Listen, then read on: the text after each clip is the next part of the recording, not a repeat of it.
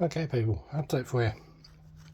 Unfortunately I'm having to do all of this on my phone in just short videos because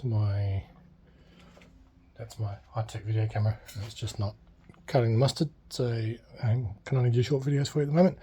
Hopefully I'll get something better set up in the coming days. Anyway, update time. I think I touched on this mess here.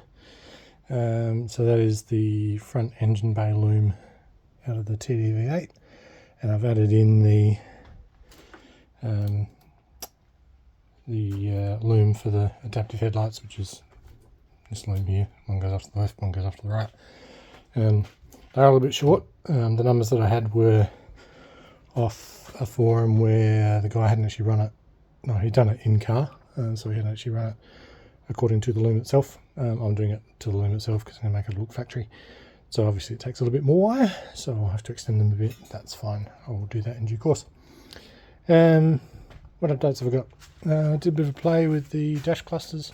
So obviously I can't just change over the brains of the clusters, but what I have done is swapped over the gauge fascias.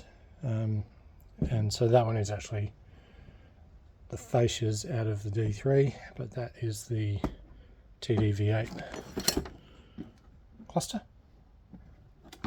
And then over in that pile somewhere is the, there it is the cluster that I've taken the V8 stuff out of. It's probably going to show up on camera, but the fascia is just a matte black rather than a shiny black, and the surrounds are just a matte silver. I think they just look a little bit better, so I'm going with those. But as I said, the brains of the cluster itself are still the D3 brains. What else can I do? I can update with doors. So I've shown you the back ones already. They're there. I mean, apologies, I haven't got lights in here at the moment. And front door trim door cards are in as well, so all the wiring's been done for that. This one's actually going to have to come out again because I've got to replace that mirror.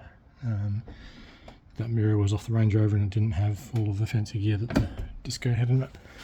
But that's a conversation for me to have with my guru Matt shortly. Now, biggest update. We've started pulling the V8 apart. Obviously there's some bits missing off the front here, which is down there. So the cooling pat's off. All the cooling lines are out.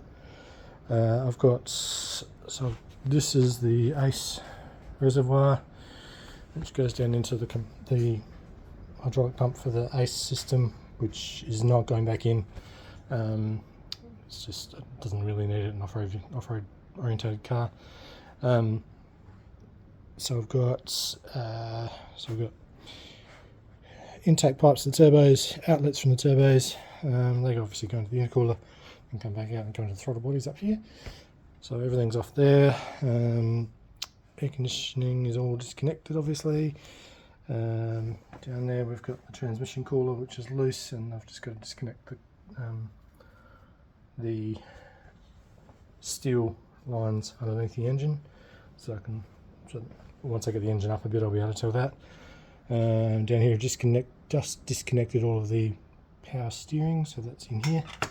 The power steering pump's disconnected there and has leaked nicely all over the floor. But that's all good. So pretty much the ancillaries are off the front of the engine now. My main earth strap, I'm just taking that off to make sure I don't test the tensile strength of the earth cable again, like I did when I was taking the body off. And clearly the hoist is stronger than the tensile strength of the earth cable. So what else have we done? Oh, we've got the gearbox off as well. So the gearbox came off a couple of days ago, and that's off the back here. And we've just got our torque converter on the back. Turbos, exhausters off as well, obviously. So the next stage, which is going to be tomorrow because I'm just about done for the night, is to get our cover plates off the back here. So we've got heat shields that have to come off, and then down in here we've got the plastics that are hiding the vacuum assisted engine mounts that are on this engine.